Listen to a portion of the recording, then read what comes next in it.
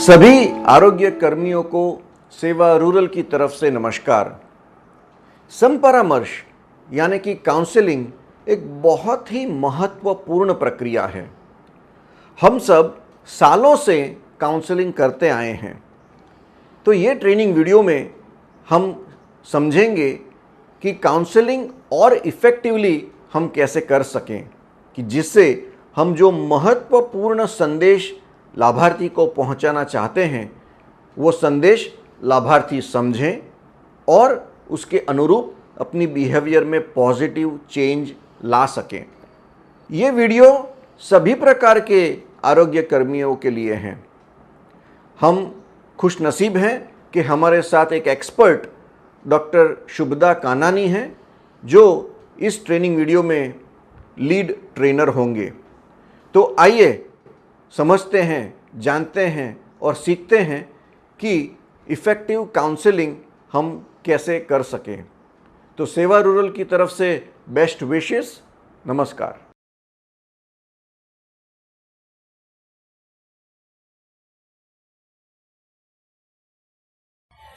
नमस्कार। अगर आदतों में होगा सुधार तो फिर हमारी सेहत में भी होगा सुधार, है ना? तो फिर क्यों समुदाय के लोगों में उनको अपनी सेहत से जुड़ी आदतें बदलना इतना मुश्किल लगता है?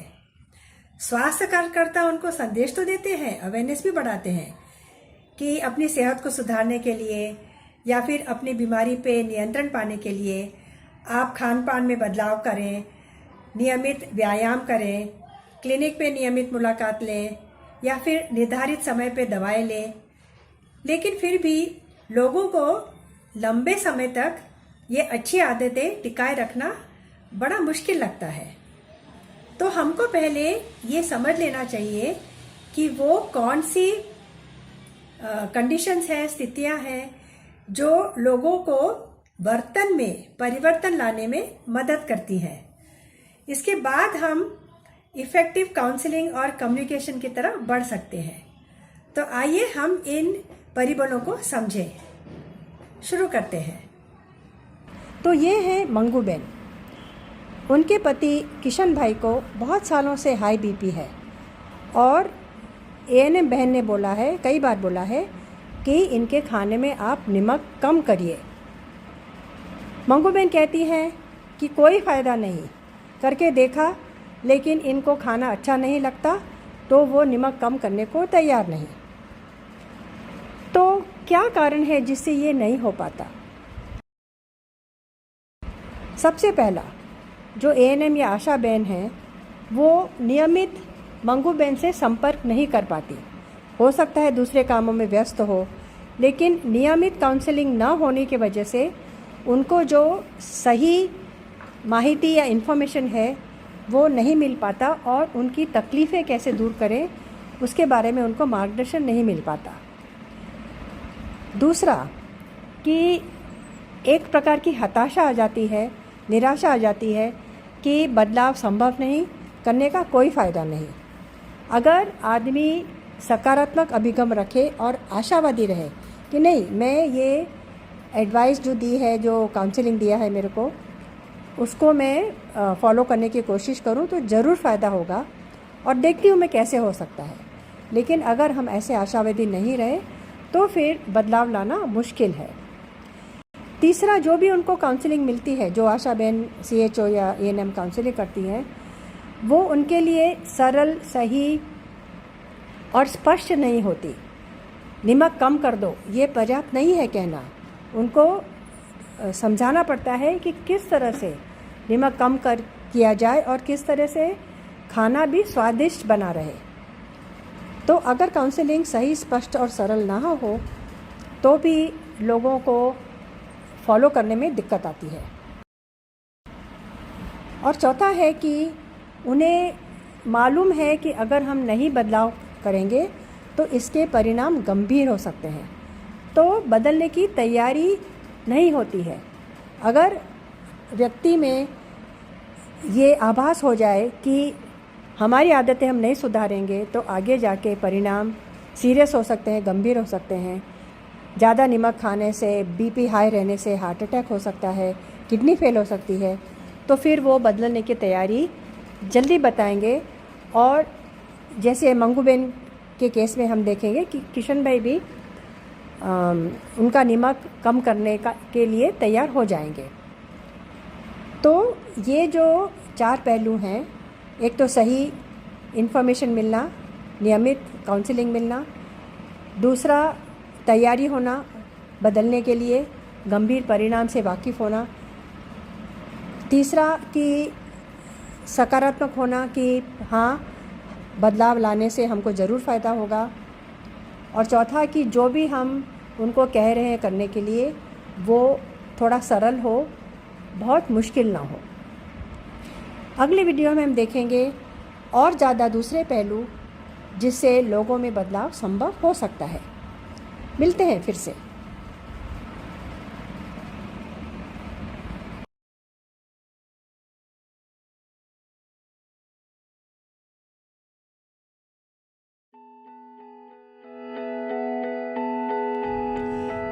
नमस्कार मित्रों, आज हम मिलते हैं सकरी बहन और धीरू भाई से। सकरी बहन को 6 सालों से डायबिटीज़ है और उनके पति धीरू भाई को तो 7-8 सालों से हाई ब्लड प्रेशर है। लेकिन पिछले 2-3 महीनों से उन दोनों की तबीयत में काफ़ी सुधार आया है। वो कैसे? दोनों नियमित क्लिनिक पर जाने लगे। आशा वर्कर और एएनएम बहन ने उनको सही, सरल और स्पष्ट सलाह दी। याद है ना, पहले हमने बोला था कि आपकी काउंसलिंग सही, सरल और स्पष्ट होनी चाहिए। और वो दोनों समझ गए कि अगर उनकी बीमारी पर नियंत्रण नहीं किया गया तो सकरी बहन तो घर पर ध्यान नहीं दे पाएगी, धीरू भाई की खेती का काम और दुकान के व्यवसाय में बुरा असर पड़ेगा, दवा इलाज का खर्च अलग उठाना पड़ेगा। तो बस ठान ली, अब तो आदतें सुधारेंगे ही, क्योंकि अगर अच्छी सेहत ही नहीं है तो रोज़ बरोज़ की जवाबदारियां कैसे निभाएंगे। सही जानकारी मिलने के बाद सकरी बहन अपने आप को ज़्यादा सक्षम बनाने लगी। किस दिशा में? अच्छी आदतें निभाने की दिशा में। जैसे कि उन्होंने सही तरीके से रसोई बनाना सीख लिया कि कैसे चावल या नमक या तेल आदि का उपयोग कम किया जाए, कैसे फिर भी खाने को स्वादिष्ट बनाया जाए। चाय में चीनी कम कर दी। धीरू भाई ने तो तय किया कि अब धीरे धीरे वो कम नमक का खाना खाने की आदत डालेंगे और वज़न भी बढ़ने नहीं देंगे। आखिर क्यों जीवन को जोखिम में डालें, है ना। और सकरी बहन अपनी पड़ोसन के साथ रोज़ शाम को 30-40 मिनट चलने लगी, क्योंकि शुगर कंट्रोल के लिए व्यायाम जरूरी है। तो वो सक्षम बनती गई। नई आदतें डालने के लिए पूर्व तैयारी भी करनी पड़ती है। इसका महत्व सकरी बहन को समझ में आ गया। कैसे खरीदी करनी है, क्या खरीदी करनी है, दवाई नियमित लेने के लिए क्या करना है। एक दिन एएनएम बहन घर आई और उनको समझाया कि लंबे समय की आदतें बदलने की प्रक्रिया में कई अवरोध यानी बाधाएं तो अक्सर आती रहती हैं। उनसे निपटने के रास्ते निकालने पड़ते हैं और परिवार मित्रों की मदद लेकर रास्ता आसान बनाना है। तो सकरी बहन ने रास्ते निकाले, क्योंकि उसे और उसके पति को सेहत का उपहार चाहिए था और न कि बीमारी की परेशानी। तो आप समझ गए ना, अच्छी आदतें बनाने के लिए ये 4 और पहलू हमने आज आपको बताए। एक, स्वयं को सक्षम बनाना है अच्छी आदतें पालने के लिए। दूसरा, अच्छी आदतें अपनाने हेतु पूर्व तैयारी करनी है। तीसरा, बाधाएं दूर करने के लिए उपाय या विकल्प अपनाने हैं। और चौथा, मदद रूप हो ऐसे व्यक्तियों की सहायता लेकर अपने प्रयत्न सफल बनाने हैं, रास्ता आसान करना है। तो मित्रों, हम आगे वीडियो में देखेंगे 2 और महत्वपूर्ण मुद्दे जिससे लंबे समय तक अच्छी आदतें टिकी रहती हैं। चलो फिर मिलते हैं। आपका दिन शुभ हो।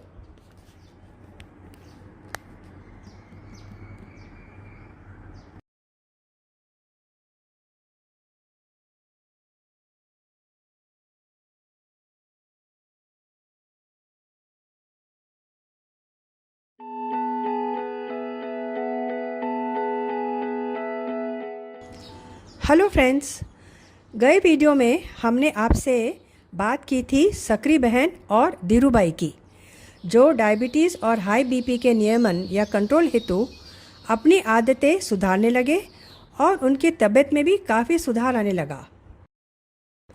पर फिर ये प्रश्न उठता है कि क्या लंबे समय तक अच्छी आदतें टिकी रहेंगी? इसके लिए 2 कंडीशंस या स्थितियाँ ज़रूरी हैं।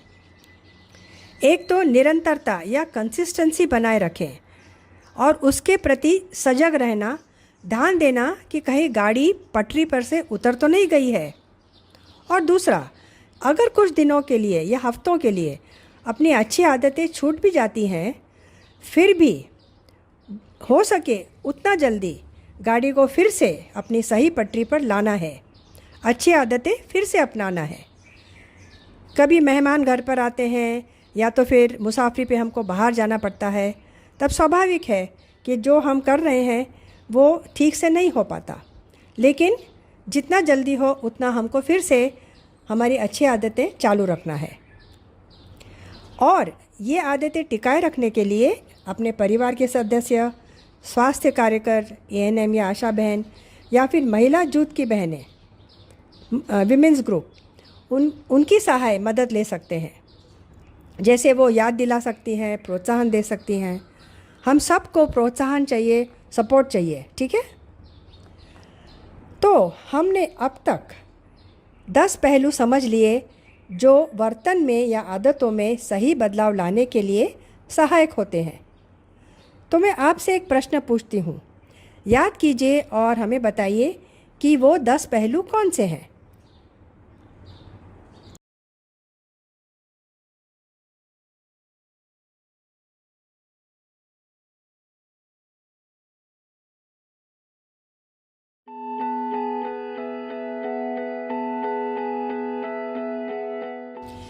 सेहत से जुड़ी अच्छी आदतें अपनाने के लिए 10 पहलू सहायक होते हैं जिन्हें समझना ज़रूरी है।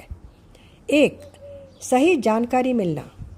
आपके द्वारा काउंसलिंग या फिर अन्य माध्यम से लोगों के पास सही संदेश की प्राप्ति होती है। 2. बदलने का निर्णय। व्यक्ति मानसिक तैयारी कर लेता है कि नहीं, अभी हम हमारी आदतें ज़रूर बदलेंगे। 3. विश्वास है अच्छे परिणाम का। व्यक्ति आशावादी है कि उसके प्रयत्न से ज़रूर उसे फ़ायदा होगा। 4. बदलाव लाना सरल है, कठिन नहीं, तो ही शुरुआत होगी ना। 5. सक्षमता। अच्छी आदतें अपनाने हेतु अपने आप को समर्थ करना। 6. पूर्व तैयारी। नई आदतें अपनाने से पहले। 7. बाधाओं पर विजय पाना। मुश्किलें तो आएंगी, लेकिन उन्हें दूर करने के उपाय ढूंढना। 8. सहायता लेना। मदद लेना परिवार से, अन्य बहनों से, कार्यकर से। 9. आदतों में निरंतरता बनाए रखना। अच्छी आदतें अपनाना एक जीवन शैली है, ना कि 1 या 2 दिन के प्रयत्न। और 10. अगर सही आदतें कुछ समय के लिए छूट भी जाएं, फिर भी जल्दी से उन्हें फिर से अपनाना। याद रहे, अच्छी आदतों की गाड़ी अगर सही पटरी पर चलती रहेगी तो ही हमें सेहत की मंजिल मिलेगी।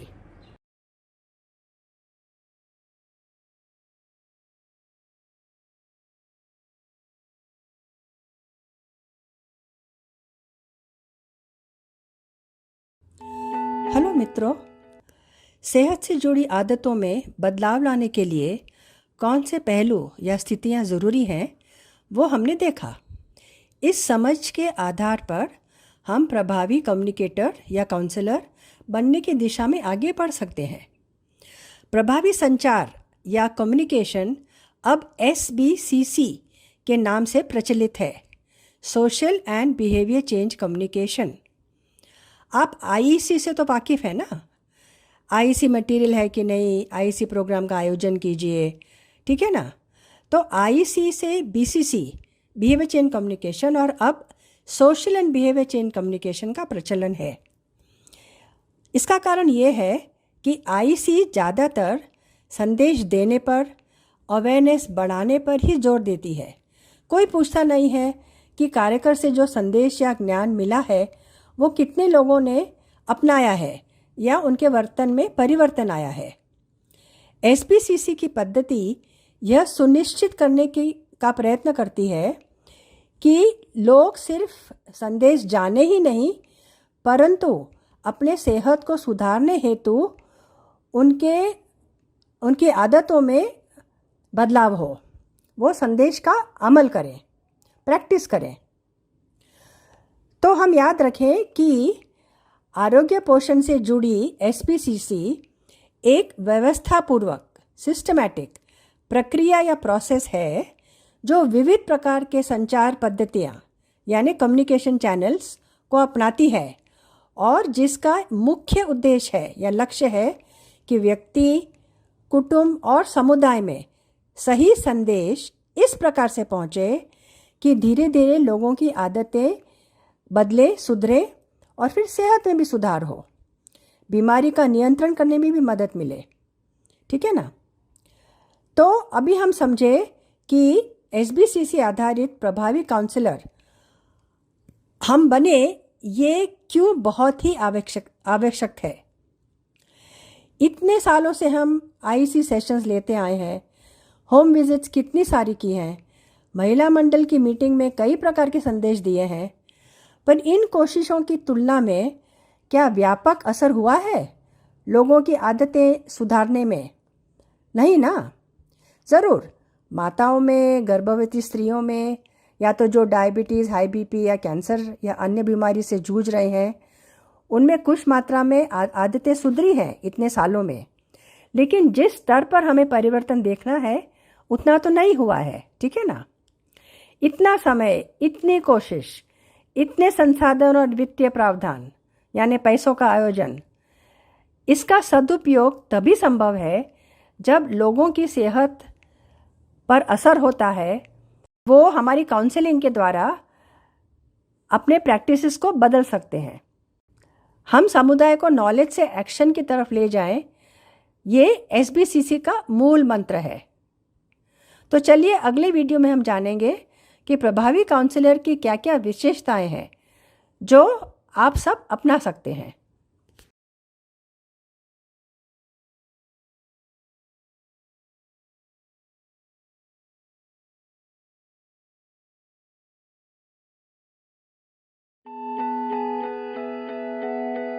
हेलो फ्रेंड्स, आज हम जानेंगे कि असरदार काउंसलर होने के लिए वो कौन सी 5 विशेषताएं ज़रूरी हैं जो हमें याद रखनी चाहिए। वैसे तो कई विशेषताएं हैं, लेकिन सरलता के लिए और जो बहुत ही ज़रूरी हैं उन विशेषताओं के बारे में हम आज जिक्र करेंगे। तो सबसे पहले है, हमें पूर्व तैयारी कर लेनी चाहिए। एज काउंसलर हमें कोई भी सेशन लेने के पहले, होम विज़िट हो या क्लिनिक में हम 1 या 2 या 3 जन से बात कर रहे हों, या ममता दिवस के समय हमको सलाह देनी हो, जो भी हो, लेकिन हमारी तैयारी अच्छी होनी चाहिए, पूर्व तैयारी। इसका मतलब कि जो संदेश हमको देने हैं उसके बारे में हमारे पास विस्तृत जानकारी हो। हम कौन सा विजुअल एड काउंसलिंग कार्ड का उपयोग करेंगे वो हम साथ में ले लें, और हम जिनसे बात करने जा रहे हैं, समुदाय से, ग्रुप से या व्यक्ति से, उसके बारे में हमारी समझ अच्छी हो कि उसको कौन सी प्रॉब्लम है, उनकी मुश्किलें क्या हैं, क्या फॉलोअप ज़रूरी है वगैरह। तो ये है पूर्व तैयारी की बात। जितनी अच्छी पूर्व तैयारी होगी उतना ही हमारा काउंसलिंग भी प्रभावी होगा। दूसरी विशेषता कि जब भी हम लोगों को समझाते हैं सेशन लेने के वक्त, तो जो भी सलाह है उसको विस्तार पूर्वक समझाते हैं, खास करके उसका अमल कैसे किया जाए। नॉलेज टू प्रैक्टिस कहते हैं ना, कि सिर्फ ज्ञान होना पर्याप्त नहीं है, उसका अमलीकरण या उसको प्रैक्टिस में लेना बहुत ज़रूरी है। तो हम लोगों को समझाते हैं कि आपको ये सलाह कैसे फॉलो करनी है, उनकी क्षमता बढ़ाने की कोशिश करते हैं, और उनको जो भी जानकारी चाहिए उसको अमल में लाने के लिए वो जानकारी या मार्गदर्शन उनको हम देते हैं। क्योंकि कई बार अगर कॉन्फिडेंस नहीं हो या फिर आत्मविश्वास नहीं हो लोगों में कि हम ये कर पाएंगे, तो फिर लोग शुरुआत भी नहीं करते हैं। इसलिए विस्तारपूर्वक जानकारी देना और उसका अमलीकरण कैसे होगा उसके बारे में मार्गदर्शन देना, ये है दूसरी विशेषता। तीसरा, जो भी हम सलाह दे रहे हैं या हम प्रैक्टिस चेंज करने के लिए लोगों को कह रहे हैं, उसके फ़ायदे और न करने से क्या नुकसान होगा, हम दोनों ही अच्छे से उनको समझाते हैं। ये कई बार हम भूल जाते हैं कि लोगों को फ़ायदे जो हैं वो अच्छे से समझने चाहिए, तो उनको प्रोत्साहन होगा बदलने के लिए। और अगर वो नहीं करेंगे और उनकी आदतें जैसी हैं वैसी ही रहेंगी, तो फिर उनको और नुकसान हो सकता है, उनकी तबीयत और बिगड़ सकती है और आगे चल के बहुत ही तकलीफ़ हो सकती है। तो फिर सिर्फ क्या करना है उतना ही नहीं, लेकिन करने से क्या फ़ायदा होगा और ना करने से क्या नुकसान होगा, ये दोनों लोगों को समझाना बहुत ही आवश्यक है। उनकी भाषा में, उनके रोज़ बरोज़ के जीवन के संदर्भ में हम उन्हें समझाएं। चौथा, हम जब भी कोई सेशन लेते हैं, काउंसलिंग करते हैं, संपरामर्श देते हैं, तब हमें सिर्फ व्यक्ति को ही नहीं लेकिन उसके परिवार के लोगों को भी सलाह में समावेश करना चाहिए। मतलब हमको फैमिली सेंटर्ड काउंसलिंग करनी चाहिए। कोई भी एक व्यक्ति बदलाव लाने में सक्षम नहीं हो सकता, इसलिए हमने कहा था ना कि social and behaviour change communication, social support बहुत ज़रूरी है। इसलिए जब भी हम काउंसलिंग करते हैं तो हमको फैमिली सेंटर्ड काउंसलिंग करना है, मतलब कुटुंब के लोगों को साथ में लेना है, उनको भी समझाना है कि ये क्यों आवश्यक है, इस प्रैक्टिस को करना क्यों आवश्यक है। जिससे क्या होगा कि सपोर्ट मिलेगा प्रैक्टिस बदलने के लिए, और जो भी बाधाएं आएंगी, जो भी अवरोध आएंगे, रास्ते में मुश्किलें आएगी, वो उसको दूर करने के लिए भी जो कुटुंब है, समुदाय है, पड़ोसी हैं, कार्यकर है, वो मददरूप हो सकते हैं। तो ये रहा फैमिली सेंटर काउंसलिंग या तो फिर ग्रुप को काउंसलिंग करना। पांचवा और बहुत ही महत्वपूर्ण मुद्दा है ये कि आदतों में निरंतरता बनाए रखने के लिए फॉलो बहुत ज़रूरी है। तो हम एज काउंसलर ये देखें कि हम लोगों का फॉलोअप कर रहे हैं कि नहीं। जिसको सलाह दी है वो ज़रूरी नहीं है कि वो सलाह को अमल में लाएगा, हो सकता है कोई तकलीफ़ हो जिससे उन्होंने नहीं किया हो। तो हमको फॉलो किसका करना है, कब करना है, उसकी नोंद रख के हमें लोगों को बार बार मुलाकात लेके उनकी तकलीफ़ें पूछनी है, और अगर कोई तकलीफ़ है वो अमल में नहीं ला रहे हैं तो फिर उनको मार्गदर्शन देना है कि किस तरह से वो बाधाएं दूर कर पाएँ, और जो प्रैक्टिस है, जो उनको आदत बदलनी है, उसको वो निरंतर फॉलो कर सके, लंबे समय तक फॉलो कर सके। क्योंकि अगर लंबे समय तक अमल में नहीं लाएंगे और आदतें नहीं बदलेंगे तो फिर सेहत में सुधार लाना असंभव है। हमने आगे भी देखा था कि ये 2-3-4 दिनों की बात नहीं है, ये तो एक जीवन शैली में परिवर्तन लाना है। इसलिए फॉलोअप करना बहुत ही ज़रूरी है। तो एज काउंसलर हम ये करना ना भूलें।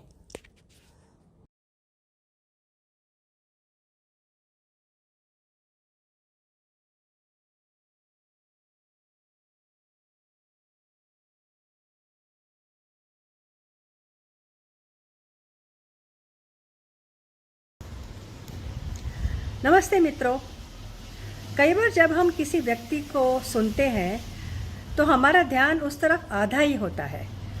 हम पूरा मन लगा के ध्यान दे के उसको सुनते ही नहीं, और शायद उससे भी कम उसको समझ पाते हैं, है ना। लेकिन बोलने के लिए तो हम तत्पर रहते हैं, पर हमको काउंसलिंग देने के समय उल्टा करना चाहिए। ज़्यादा सुनना चाहिए और कम बोलना चाहिए। ये जो सुनो, समझो और फिर समझाओ, ये जो पद्धति है, अगर हम इसे याद रखेंगे तो हमारी काउंसलिंग इफ़ेक्टिव होगी। जब हम किसी व्यक्ति को ध्यानपूर्वक सुनते हैं, मन लगा के सुनते हैं, तो उसको हमारे प्रति विश्वास जागता है। उसको लगता है कि हाँ, कोई है जो मेरी दुविधाएं समझने का प्रयास कर रहा है, जो मुझे हेल्थ प्रॉब्लम है उसको भी समझने का प्रयास कर रहा है।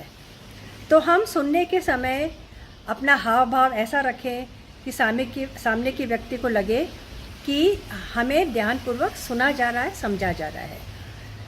एक बार हम उनको सुन लें, उनकी जो समस्या है समझ लें, उसके बाद हमें तय करना है कि कौन सा संदेश इनके लिए उपयुक्त होगा, और फिर हमको हमारे संदेश के ऊपर फोकस करना है और फिर उस प्रकार हमें उनको एडवाइस देनी है या प्रैक्टिसेस फॉलो करने के लिए बोलना है।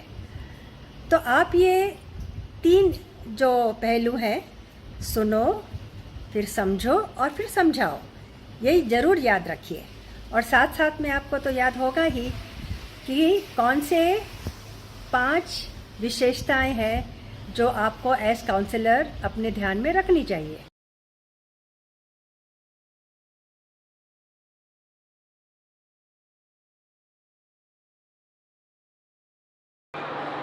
नमस्कार मित्रों, मैंने आगे आपको बताया है असरदार काउंसलिंग की 5 विशेषताएं। प, व, न, क, न, याद है ना? प यानी पूर्व तैयारी। कोई भी काउंसलिंग सेशन लेने के पहले हमको पूर्व तैयारी करनी चाहिए। कौन सा संदेश देना है, किससे बात करनी है, कौन से विजुअल एड्स का उपयोग करना है, तो हमारी काउंसलिंग ज़्यादा असरकारक होगी। व, विस्तार पूर्वक संदेश देना। जो हम संदेश या सलाह दे रहे हैं उसको हमको विस्तार पूर्वक इसलिए देना है जिससे हम लोगों को उसका पालन करने के लिए ज़्यादा सक्षम बना सके। न, नुकसान एवं फायदे। जो भी हम संदेश दे रहे हैं, अगर वो उसको फॉलो करेंगे तो उससे उनको क्या फ़ायदा होगा, और अगर नहीं फॉलो करेंगे, उनकी आदतें नहीं बदलेंगी, तो आगे जाके सेहत पे क्या नुकसान हो सकता है, ये दोनों बताना बहुत ही ज़रूरी है। क, कुटुंब का समावेश। हमको सिर्फ एक व्यक्ति के साथ ही नहीं, लेकिन कुटुंब के सभी सभ्यों से बात करनी है जिससे वो उसकी मदद कर सके, उसका सहयोग कर सके। और आखिर में है न, निरंतरता। कोई भी आदत एक दिन में बदलती नहीं, हमको फॉलोअप करना बहुत ज़रूरी है। नोट करना है कि इस व्यक्ति या इस कुटुंब को हम फिर से कब मुलाकात करेंगे, जिससे कि लंबे समय तक अच्छी आदतें टिकी रहें और सेहत में भी सुधार हो। चलिए अब हम चलते हैं एक क्लिनिक की तरफ, जहाँ हम देखेंगे कि काउंसलिंग के समय पे ये 5 मुद्दों का समावेश हो रहा है या नहीं। चलिए।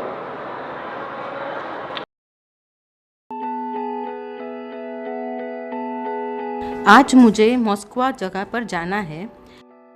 मैं देख लेती हूँ कि मेरे पास काउंसलिंग कार्ड है कि नहीं। हाँ, बैग में तो है। चलो उसको एक ऊपर नज़र मार लेती हूँ। मैंने आज फॉलोअप पर मंजुला बहन और गणेश भाई को बुलाया है।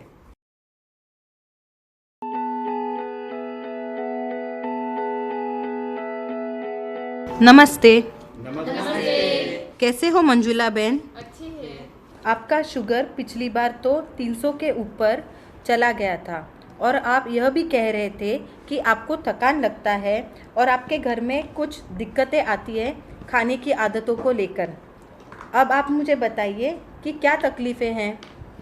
संगीता बेन, आपने बोला था कि चावल कम खाओ, क्योंकि डायबिटीज़ में ज़्यादा चावल खाना ठीक नहीं है। लेकिन हमारे घर में सबको चावल ही पसंद है, और मेरी सासू माँ कहती है कि बिना चावल के दाम कैसे खा सकते हैं।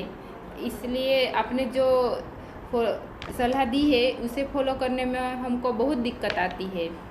लेकिन मैंने आपको चावल नहीं खाने के लिए तो नहीं कहा था ना, कम करने को बोला था। चावल के साथ साथ आप सब्ज़ी, दाल, फल ले सकते हो। हाँ, दाल तो हमारे घर में लाते हैं, हम खाते भी हैं, लेकिन सब्जियाँ, हरे पत्तेदार वाली सब्जियाँ बनाने में बहुत समय लगता है। मैं समझ सकती हूँ, लेकिन आप सोचो मंजुला बहन कि अगर जो मैंने आपको बोला है कि आप भोजन में के थाली में चावल थोड़ा कम, दाल, सब्जियाँ साथ में लेंगे, तो बाद में एक फल भी लेना है। अगर आप यह नहीं करेंगे तो फिर आपको डायबिटीज़ कंट्रोल करना मुश्किल हो जाएगा। आपका शुगर तो बढ़ता जाएगा, और फिर बाद में आपको कितना नुकसान हो सकता है। आपके किडनी पर असर हो सकता है, हृदय पे असर हो सकता है, आप घर का काम नहीं कर पाएंगे, ज़्यादा थकान लगेगी और दवा खाने का खर्चा सो अलग। तो आप थोड़ा सा एडजस्ट कर लो, थोड़ी तकलीफ़ सहन कर लो और जैसे मैंने बोला है वैसे करने की कोशिश करो। मंजुला, वो संगीता बहन कहते उस पर ध्यान दो। मंजुला, मैं तो मना नहीं कर रहा हूँ, मुझे सिर्फ चावल ही चाहिए। हम लोग चावल कम करके और दाल और सब्जी खा सकते हैं। रागी बाजार से खरीद के लाऊंगा और रागी की रोटी खा सकते हैं। लेकिन हमारी सासू माने तब ना।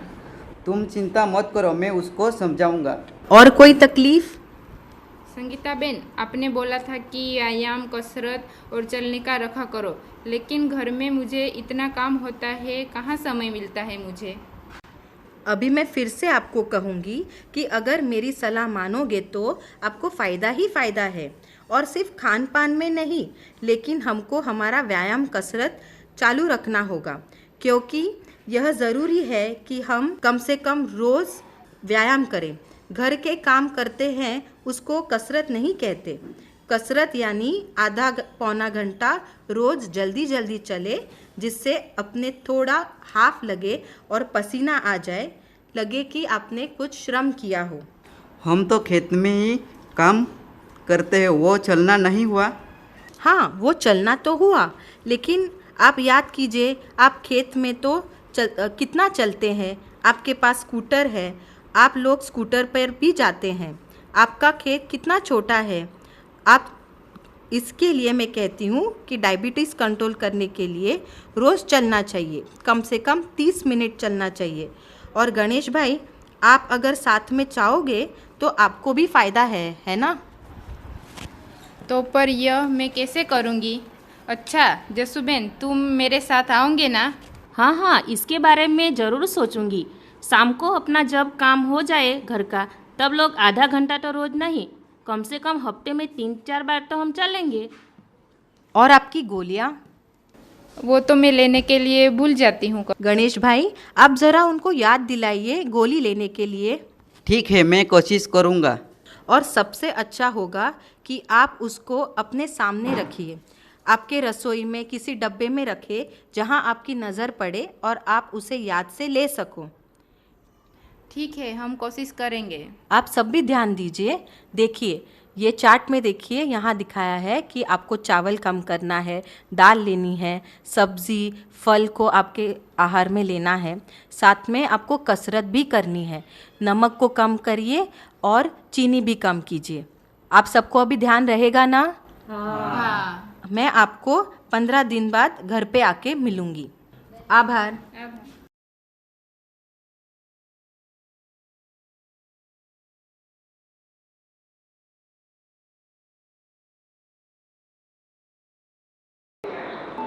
नमस्ते मित्रों।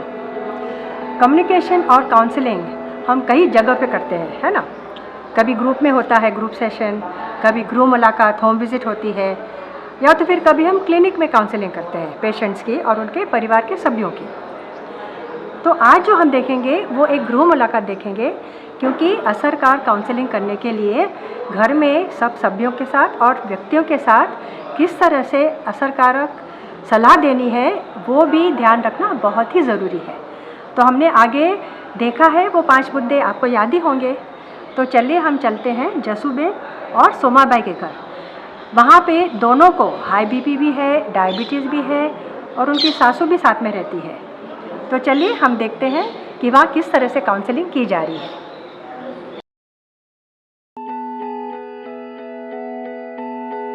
नमस्ते जस्सूबेन, कैसे हो? नमस्ते, मैं अच्छी हूँ। अरे सोमा भाई, आज आप घर पर हैं? हाँ बहन जी, आज थोड़ा मेरा तबीयत ठीक नहीं है, इसलिए मैं आज घर पे ही हूँ। जय श्री कृष्ण। कैसे हो आप? ठीक हूँ, बड़ी उम्र में और क्या कर सकती हूँ। ये कौन है? यह कमली बहन है, मेरी बहन है, जो कुछ टाइम पहले मेरे साथ रहने के लिए आई है और हमको थोड़ी चिंता है। उसके स्तन का कैंसर है। भगवान की दया से बहुत बड़ा नहीं है, लेकिन ध्यान तो रखना पड़ेगा। अभी जो मैं 5 मुद्दे बताऊंगी वो आपके शुगर के लिए, सोमा भाई के बीपी के लिए और कमली बहन के कैंसर के लिए भी काम आएगा। पहला मुद्दा है, खाना बनाते समय नमक का कम उपयोग करें। खाना बेस्वाद हो जाएगा, फिर खाना खाने में कैसा मजा आएगा? खाना स्वादिष्ट बनाने के लिए आप मसाले का इस्तेमाल कर सकते हैं, जैसे कि अदरक, लहसुन, मिर्चा, कोतमीर, ये सब डाल के आप खाना स्वादिष्ट बना सकते हो। ध्यान रखिए, दूसरा मुद्दा है कि बाहर जो पड़िकियाँ मिलती है, बाहर का तला हुआ मिलता है, उसमें नमक की मात्रा ज़्यादा होती है, तो आपको इसकी मात्रा कम करनी चाहिए। सोमा को तो बाहर का खाना ही पसंद है ज़्यादा। Wafer, samosa, vada pav, cold drink ज़्यादा पसंद है, तो आप उनको समझाइए ना। मैं कहाँ ज़्यादा लेता हूँ। कोई बात नहीं, आप उसकी मात्रा कम कर सकते हैं। अगर आप 4 समोसे खाते हो तो अभी उसके बदले 2 समोसे लीजिए। हाँ, अब मैं 2 समोसा खाऊंगा। और तीसरा मुद्दा ये है कि कोल्ड ड्रिंक्स में शुगर होता है। एक शीशी में 6 चम्मच चीनी होता है, तो एक इंसान को दिन में ज़्यादा से ज़्यादा 4 चम्मच चीनी लेनी चाहिए। और जो चाय आप बनाते हो उसमें भी चीनी की मात्रा कम कीजिए। चाय में चीनी के बदले आप गुड़ का भी इस्तेमाल कर सकते हैं।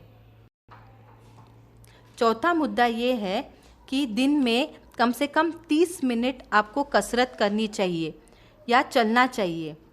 सोमा भाई, आपका वज़न तो बढ़ रहा है, आपको भी कम से कम 30 मिनट चलना चाहिए। मेरा सोमा तो खेत में काम करके थक जाता है, वो कैसे चलेगा? खेत में काम करना यानी कसरत करना नहीं होता है। दिन में कम से कम आधे से पौना घंटा चलना, तेज़ चलना चाहिए, जिससे हमें पसीना आए और हमें लगे कि हमने कसरत की है। हाँ, हम सब रोज़ 30 मिनट तक चलेंगे। फिर घर का काम कौन करेगा? सरला बहन, थोड़ी आप मदद कीजिए। अगर आप मदद करेंगे तो जस्सू बहन की तबीयत सही रहेगी। अगर जस्सू बहन बीमार पड़ गई तो घर का सारा काम आपको ही करना पड़ेगा। तो अगर आप उनकी मदद करेंगे तो उनकी स्वास्थ्य बनी रहेगी, और हम नहीं चाहते कि कोई बीमार पड़े, है ना। और आखिरी मुद्दा ये है कि हमें समय पर दवाई लेनी चाहिए। तो आप सब ने अभी सुन लिया, 5 मुद्दों को ध्यान में रखकर अभी आपको उसे अमल करना है। तो हाँ, हम सब समझ गए।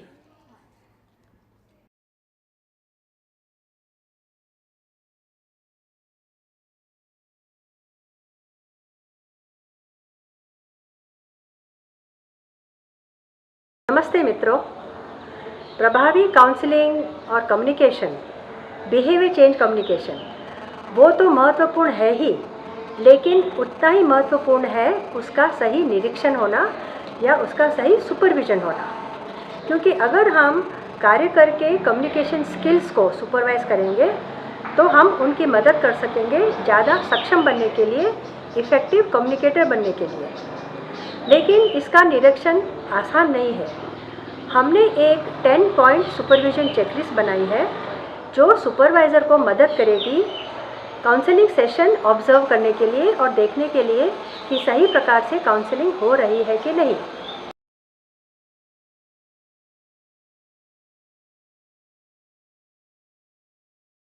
पहला, केंद्रित काउंसलिंग यानी फोकस्ड काउंसलिंग।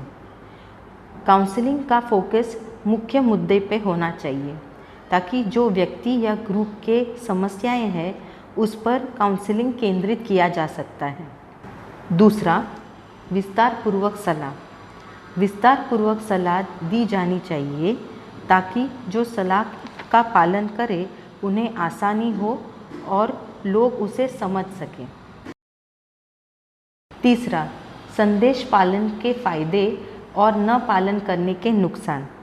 सलाह देते समय संदेश के पालन करने के क्या फ़ायदे हैं और पालन ना करें तो उससे क्या नुकसान हो सकता है, ये दोनों भी समझाना ज़रूरी है। चौथा, सलाह दौरान कुटुंब का समावेश। कुटुंब का समावेश किया जा रहा है कि नहीं, ये काउंसलिंग में महत्वपूर्ण है ताकि कुटुंब के सारे सदस्य सलाह को समझे और उसे करने में सहकार्य आपे। 5वां, विजुअल एड्स का सही उपयोग। विजुअल एड्स जैसे कि फ्लिप का चार्ट्स हो या वीडियोस हो, इनका सही उपयोग करने से मुद्दा समझने में सरलता होती है। 6, ध्यानपूर्वक सुनना, सम्मानपूर्वक बात करना। सामने वाले जो कहना चाहते हैं उसे ध्यानपूर्वक सुनना चाहिए ताकि आपको सलाह देते समय ये मददरूप रहे और उनसे बात करते समय हमें सम्मानपूर्वक बात करनी चाहिए। 7वां, प्रश्नों का निवारण करना। व्यक्ति या ग्रुप के कोई प्रश्न हो, उनका निवारण करना ज़रूरी है ताकि उन्हें सलाह लेने में आसानी हो। 8वां, चेक करना सलाह का पालन होगा या नहीं। काउंसलिंग सेशन के दौरान हमें ये ज़रूर पूछना चाहिए कि जो सलाह दी गई है क्या उसका पालन वो कर पाएंगे। यदि वो ना कहते हैं तो हम हमारा विकल्प बदल सकते हैं। 9वां, काउंसलिंग सेशन के लिए पर्याप्त समय दिया है। काउंसलिंग करते समय पर्याप्त समय देना ज़रूरी है ताकि जो हम काउंसलिंग कर रहे हैं वो उन्हें समझ आए। 10वां, फॉलोअप की नोंद या तारीख लिखना। फॉलोअप की नोंद और तारीख लिखना ज़रूरी है ताकि हम उन्हें बता सकें कि अगली बार उन्हें कहाँ मिलना है, कब मिलना है, और इसकी नोंद केवल वो नहीं तो आप भी स्वयं करें।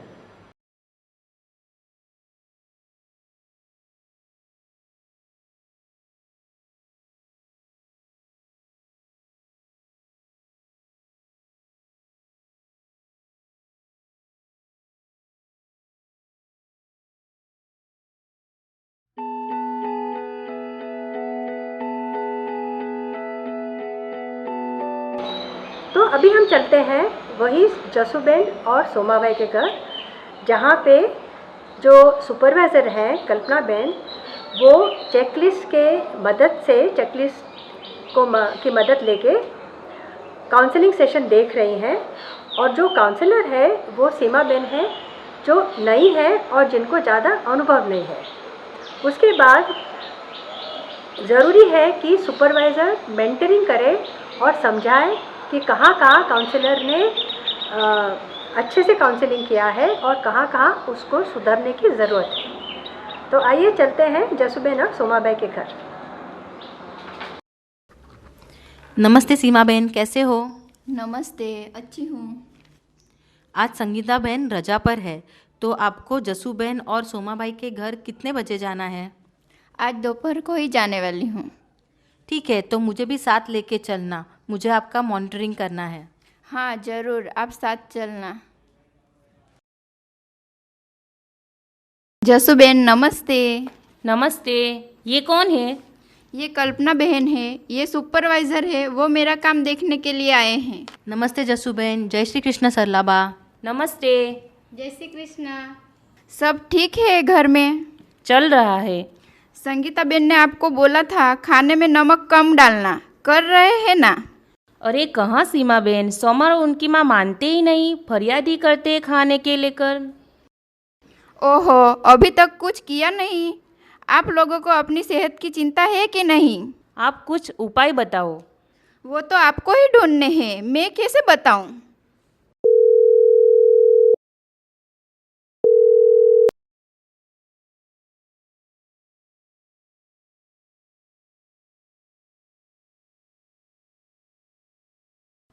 मुझे याद आया कि मुझे एक ज़रूरी रिपोर्ट बनाना है। देखो सरला बेन, आपको भी समझाना चाहिए। संगीता बेन कह रही थी कि आपको बार बार बोला है नमक कम करो, बाहर से तले खारे नाश्ते मत लो। सोमा को तो मित्रों के साथ बाहर जाना और बाहर का खाना पसंद है, मैं क्या करूं? आपका लड़का है, समझाओ उसे। जसू बेन आप भी बोलो, वो रागी का आटा बाजार से लाता है। जैसे मैंने बोला था। वो तो रागी की रोटी तो शुरू की है और साथ में चावल भी कम किया है। चलो कुछ तो सुधार हुआ। और कोल्ड ड्रिंक्स लेना कम किया है? वैसे तो ज़्यादा तो नहीं लेते, लेकिन घर जाते हैं या कोई घर आता है तो मिल बांट के सब कोल्ड ड्रिंक पीते हैं। चलो मैं चलती हूँ, आज जरा जल्दी में हूँ। जय श्री कृष्ण। जय श्री कृष्ण। जय श्री कृष्ण। तो आपने देखा कि किस तरह से सुपरवाइज़र ने अवलोकन किया, ऑब्जर्व किया कार्यकर को जब वो काउंसलिंग दे रही थी होम विजिट के दौरान। तो जो 10 पॉइंट ऑब्जर्वेशन चेकलिस्ट, अवलोकन चेकलिस्ट का उपयोग उसने किया है कल्पना बेन ने सुपरवाइज करने के लिए, अब वो हम 10 पॉइंट समझें अगले वीडियो में। और उसके बाद यही 10 पॉइंट ऑब्जर्वेशन चेकलिस्ट के आधार पर कल्पना बेन सुपरवाइज़र फीडबैक सेशन लेती है कार्यकर्ताओं के साथ कि जिससे उनको मार्गदर्शन मिल सके कि कहाँ कहाँ उनको अभी काउंसलिंग को सुधारने की ज़रूरत है।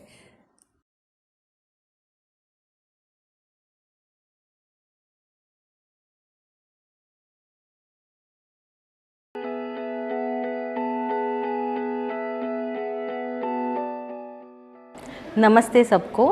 आज दोपहर को मुझे अवसर मिला जो हमारी नई जुड़ी हुई सीमा बहन है काउंसलर, इनका काम मुझे देखने को मिला और जो हमारी चेकलिस्ट थी वो मैं साथ लेके चली। तो बहुत अच्छा किया आपने। कुछ जगह पे अब और भी सुधार करने की आवश्यकता है, तो आज हम देख लेंगे कि किस तरह से करते। गलतियां तो हम सभी से होती है, बट हमें हमारी गलतियों से सीखना है और हमारा काउंसलिंग और अच्छा करने की कोशिश करनी है। तो हम पॉइंट बाय पॉइंट जाते हैं कि वो 10 पॉइंट में हम और कैसे सुधार कर सकते हैं। तो पहला है काउंसलिंग को फोकस करना है। तो आज आपने बहुत सारे मुद्दे साथ में लिए। आपने नमक की भी बात की, तले हुए की बात की, एक्सरसाइज की बात की, सब कुछ साथ में ले लिया आपने। पानी और ये सब भी मुद्दे एक साथ ले लिए। तो आप किसी एक विषय पे ध्यान दीजिए और फिर उस विषय पे आप बात कीजिए। दूसरा पॉइंट ये है कि आपको विस्तार में सलाह देनी है, यानी ऊपरी सलाह नहीं देनी है। जो विषय आपने चुना है उस पे हम सबको बहुत डिटेल में उनको समझाना है। अच्छे से समझाएंगे तो उनको समझ भी अच्छे से आ जाएगी। फिर सलाह और संदेश जो हम देते हैं उसके फ़ायदे भी बताने हैं और क्या नुकसान है अगर वो फॉलो नहीं करते हैं तो उन्हें क्या सेहत से रिलेटेड तकलीफ़ें हो सकती है, ये भी हमें बताना चाहिए। फिर आपने आज सरला बहन को तो भूल ही गए आप, वो भी एक कुटुंब का सदस्य है। तो जब आप काउंसलिंग करेंगे तो आपको उनको भी साथ में सबको मिला करके बात करनी है। अगली बार से ध्यान रखूँगी पक्का। फिर ये विजुअल एड्स तो आप लेके तो गए लेकिन आपने इस्तेमाल नहीं किए। तो विजुअल एड्स हो या फिर जैसे कि फ्लिपकार्ट हो या कोई वीडियो हो, तो इसका हम इस्तेमाल अच्छे से करेंगे तो हमारा काउंसलिंग भी असरकारक हो जाएगा। फिर है जो काउंसलर व्यक्ति जो बातें करते हैं लोगों के साथ, सिर्फ हमें बात नहीं करनी चाहिए, हमें ध्यान से सामने वाला जो क्या कह रहा है उनको भी समझना चाहिए, उनका भी अच्छे से हमें सुनना चाहिए ताकि हम उन्हें जो ऑप्शंस विकल्प दे सकते हैं वो अच्छे से दे पाए। फिर जो भी उनके प्रश्न हैं उनका आपको निवारण करना है। और काउंसलिंग सेशन में आज आप बहुत ही जल्दबाजी कर रहे थे, आपको कहीं जाना था, तो ऐसा नहीं करना चाहिए। हमें उन्हें एक पर्याप्त समय देना चाहिए, जितना काउंसलिंग के लिए ज़रूरी है। धीमे से अच्छे से समय का सही उपयोग करके हमें काउंसलिंग करनी चाहिए। Okay ma'am. और आखिरी पॉइंट ये है कि आप तो उनको फॉलो अप डेट देना भूल गए, तो उनको भी पता होना चाहिए कि उन्हें कब अगली बार आप मिलोगे, उन्हें कहाँ मिलना है, कौन से तारीख पे मिलना है, ये सब आपको बताना है। जैसे आप उनको बताते हो आपको उसकी नोंद भी करनी चाहिए। तो ये जो हमारे 10 चेकलिस्ट पॉइंट्स है वो हमारी काउंसलिंग को ज़्यादा असरदार बनाने में हमें मदद करते हैं। तो हम कोशिश करेंगे कि हमेशा हमारी काउंसलिंग की जो गुणवत्ता है उसे हम सुधारेंगे। धन्यवाद।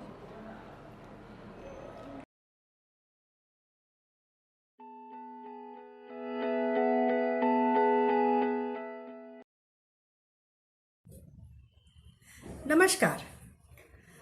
मुझे और सेवा रूरल की टीम को बहुत ही खुशी है कि हमने स्वास्थ्य कार्यकर्ता सुपरवाइज़र की कम्युनिकेशन और काउंसलिंग स्किल्स यानी कि परामर्श करने की क्षमता बढ़ाने के हेतु ये वीडियो सीरीज़ बनाई है।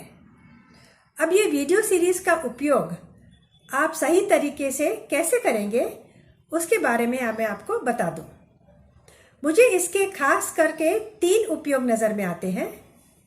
पहला, तालीम के दौरान जब भी आप ट्रेनिंग कर रहे हो स्वास्थ्य कार्यकर्ताओं की, फिर वो CHO हो, ANM हो, आशा हो, तब ये वीडियो सीरीज़ का ज़रूर उपयोग करें उनमें परामर्श करने की क्षमता बढ़ाने के लिए, क्योंकि ये सारे वीडियोस में आपको किस तरह से असरकारक कम्युनिकेशन करना है इसके बारे में बहुत सारी उपयोगी बातें बताई गई हैं।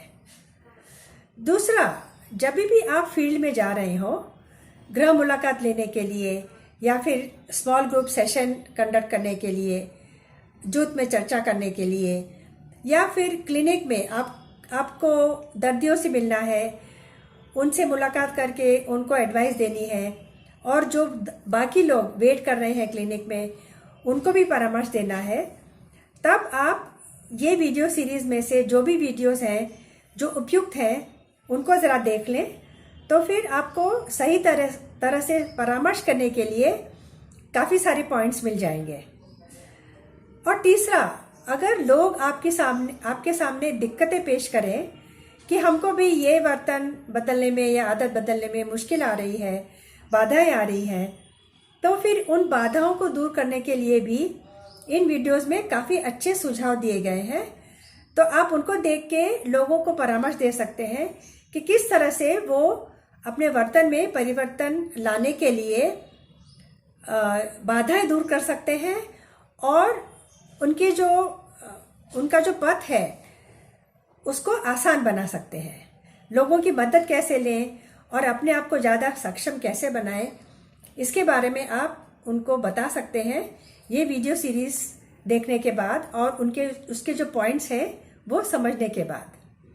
और भी काफ़ी सारे उपयोग हो सकते हैं इन वीडियो सीरीज़ के, और मैं आशा करती हूँ कि जो हमने मेहनत की है उससे आप सबको ज़्यादा इफ़ेक्टिव कम्युनिकेशन और कम्युनिकेटर बनने के लिए आपको मदद मिले। तो आप सबको अभिनंदन और ऑल द बेस्ट।